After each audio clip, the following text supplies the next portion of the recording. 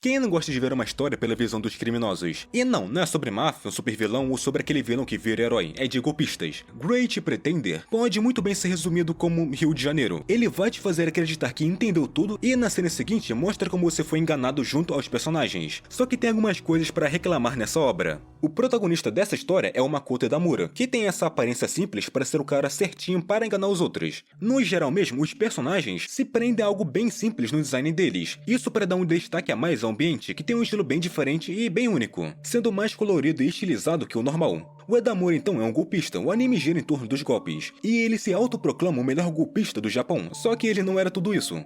Os golpes dele eram pequenos, enganando turistas, pessoas mais velhas ou pequenos esquemas com o parceiro dele. Essa era a vida dele depois de alguns acontecimentos, como a morte da mãe, onde ele não pôde estar presente porque estava preso. Preso porque trabalhava numa empresa aparentemente normal, mas que, na verdade, era só uma fachada para cometer crimes e o Edamura não fazia ideia disso. Ele só queria um emprego para pagar as contas médicas da mãe. A mãe dele estava hospitalizada porque sofreu um choque ao descobrir que o marido, o pai do Edamura, foi preso por supostamente vender humanos. Por isso o Edamura tinha um certo receio, e ainda tem durante o anime, de estar nesse mundo do crime. Ele só não sabia que estaria envolvido no mesmo caso depois. Tem mais coisa por trás disso, e também do porquê o Edamura entrou no mesmo problema. Mas falamos disso depois, porque eu tô a fim de reclamar do último arco. Quando o Edamura ele saiu da prisão, ele não conseguia mais emprego por causa do histórico criminal dele, e acabou aceitando o papel de vigarista. Até que aparece o Lohan, um francês também vigarista, só que a nível internacional. Basicamente, ele é o maior vigarista desse anime todo. O cara engana todo mundo, inclusive quem assiste. O Edamura ele tenta aplicar um golpe nele roubando sua carteira, dá errado e o Lohan o engana, algo que vai acontecer muito, e ainda leva o Edamura para Los Angeles. E é aí que tudo começa.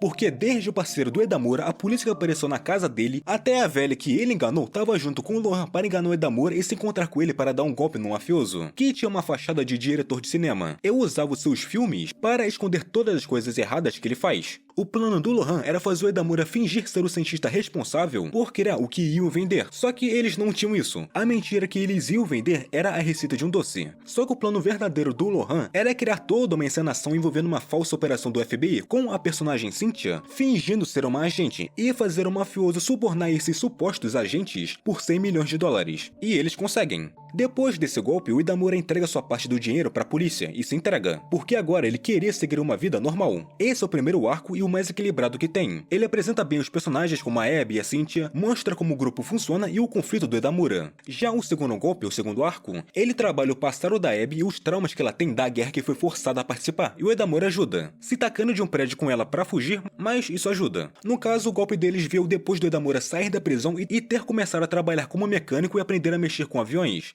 Só que o Lohan aparece novamente, já que o Edamura ter aprendido a como mexer em aviões também foi um plano dele para esse golpe, e dessa vez o alvo são dois irmãos que controlam uma corrida aérea. O Lohan cria um cassino falso para um dos irmãos apostar no próprio irmão, enquanto o Edamura finge ser um excelente mecânico para entrar no time deles e colocar um pequeno explosivo no avião. Só que o Edamura não segue o plano, então o Lohan improvisa um pouco e tá com uma tela falsa para mostrar um resultado diferente para quem eles estavam enganando. Agora, o problema do anime começa a partir dessa parte. Vamos lá, o terceiro arco acontece em Londres e é chato. E ele só acontece porque o Edamura vende um quadro que valia milhões por apenas 25 mil euros. Então, para recuperar esse dinheiro e fazer mais, eles enganam o avaliador de arte, falsificando a obra e criando todo um esquema para vender. Esse arco também mostra o passado da Cynthia e mostra o Edamura tentando de novo ter uma vida normal, mas ele não consegue porque o Lohan simplesmente não deixa. E por que o Lohan faz isso? Isso é porque ele trabalhou como vigarista com o pai do Edamura no passado. O pai dele, o Oz, se entregou para a polícia porque o grupo deles tentou aplicar um golpe contra uma máfia chinesa envolvida com venda de humanos. O plano deu errado e ele achou melhor se entregar do que piorar a situação. E nesse mesmo grupo tinha a mulher que o Lohan amava, e durante esse golpe ela leva um tiro, e isso vira a motivação de toda a vingança do Lohan daqui pra frente. Mas voltando ao problema, o que incomoda no terceiro e também no quarto arco é que ele começa a repetir uma fórmula. O grupo começa um golpe, o Edamura tenta sair ou agir por conta própria, acaba sendo enganado e volta pro plano do Lohan.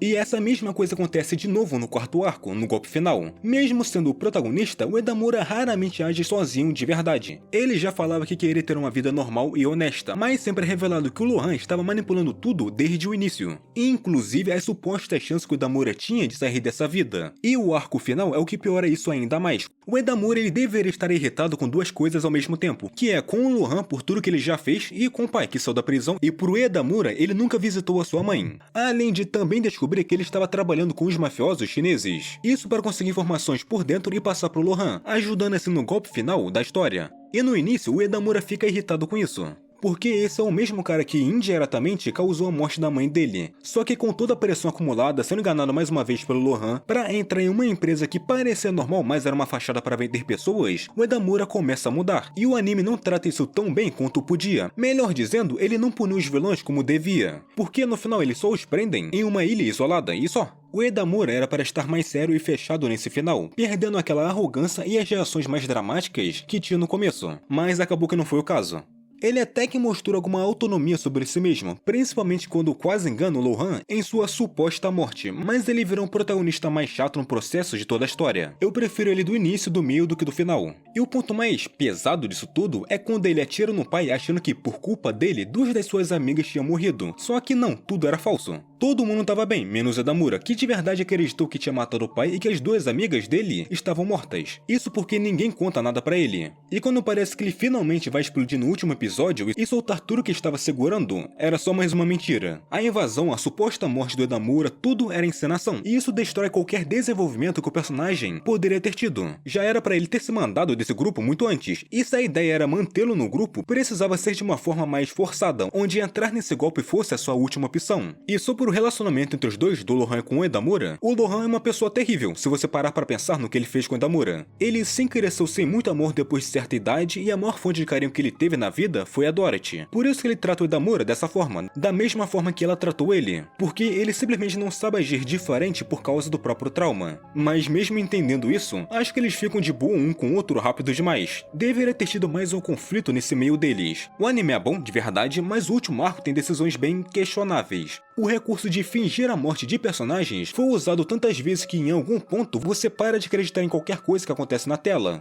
E tem mais uma coisa que não tem muito motivo e eu não faço ideia do porquê aconteceu, mas os vilões dos 3 arcos anteriores aparecem de novo no golpe final, e por algum motivo estão do lado do grupo principal, sendo que eles foram expostos, um deles foi preso e todos eles tiveram a fortuna roubada. O único sentido que eu consigo achar é que existe um problema em oferecer a vilões dos arcos anteriores uma redenção no final, mas analisando mais a fundo, isso se encaixa bem com as mensagens que o anime está tentando passar. Se você olhar no sentido maior, cada um dos 3 representa uma atividade criminosa que é a essência dos golpistas. Isso é vender químicos refinados ilícitos em grande quantidade para gente rica, avaliar falsamente pinturas vendidas para gente rica e trapacear em jogos de azar com gente rica. Todos eles podem ter parecido cruéis e são cruéis, mas comparado ao que acontece no crime final, não é nada. Eles ficam bem longe nesse sentido de serem verdadeiros vilões para a história e o que ela propõe ser e mostra para o público. O anime realmente não se importa tanto em explicar, então toda e qualquer explicação é a sua opinião mesmo. Mesmo que faça sentido eles odiarem quem fez isso com eles, nenhum deles foi redimido de nenhuma forma no anime, então nem do ponto de vista narrativo faz sentido. O que pode dar mais sentido é que eles estão ganhando algo com isso. Eles podiam ser péssimas pessoas, podiam ser mentirosos, mas ainda eram pessoas que amavam dinheiro. Então ganhar de volta esse dinheiro, eles têm um bom motivo se vermos por essa visão.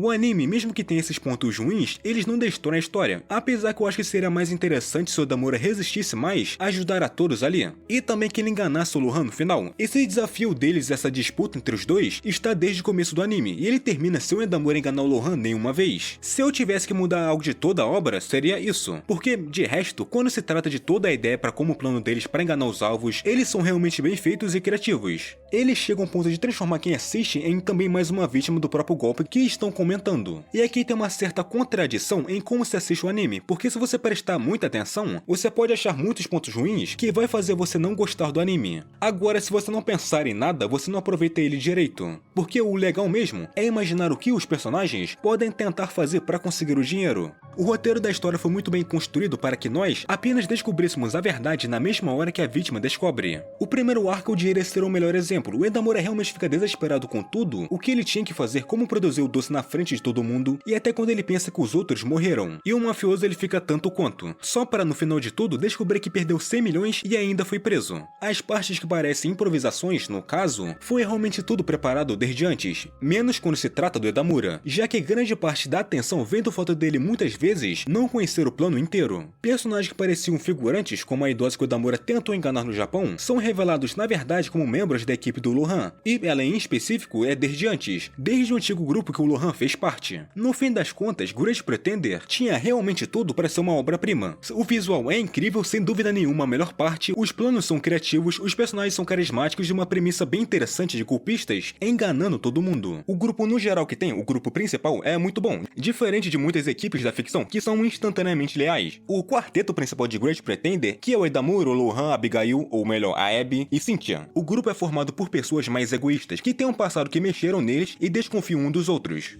E ele funciona muito bem, é uma amizade que eles têm um com o outro, mas sempre com uma barreira que limita eles se aproximarem mais. Apesar de falarem de que quem erra fica pra trás, mas eles nunca seguem isso à risca, apesar desse ser o mundo dos vigaristas. No grupo, a confiança deve ser confiada apenas em si mesmo. Se alguém cometer um erro durante um plano, o grupo não deve hesitar em abandoná-lo. Todos os membros agem de forma independente para garantir o sucesso e também o lucro próprio, mas isso é só mais uma forma deles se protegerem emocionalmente. E esse é um dos grandes méritos do anime. O caso da Abigail serve para ela confrontar seu passado como criança soldado e o rancor da guerra. O caso da Cynthia em Londres foca em sua desilusão amorosa e em como ela se perdeu de seus sonhos de ser atriz para se tornar uma golpista. E o caso final mergulha na dor do Lohan e do Edamura, onde estão resolvendo também coisas do passado deles. Eles se apoiam nos piores momentos, mas se provocam em perigo às vezes. Eles não são necessariamente amigos no sentido normal, que vimos normalmente nos grupos que tem nos animes. E essa mesma falta de filtro entre eles, digamos assim, torna as relações muito mais reais, porque reflete um pouco que aquilo ainda é uma vida de crimes. No fim das contas, Great Pretender tinha tudo para ser uma obra-prima, mas a repetição de fórmulas, o subdesenvolvimento do protagonista no final e algumas decisões fizeram ele perder muito potencial. Ainda assim, vale muito a pena assistir. É divertido, estilizado e te faz pensar em como é fácil ser enganado. Na questão de criatividade, ela acertou em muito. Tem aqueles que ainda podem pensar que a obra é realmente uma obra-prima mesmo com isso, e sinceramente, não leva tão a sério seu anime, porque nem mesmo ele leva tanto a sério.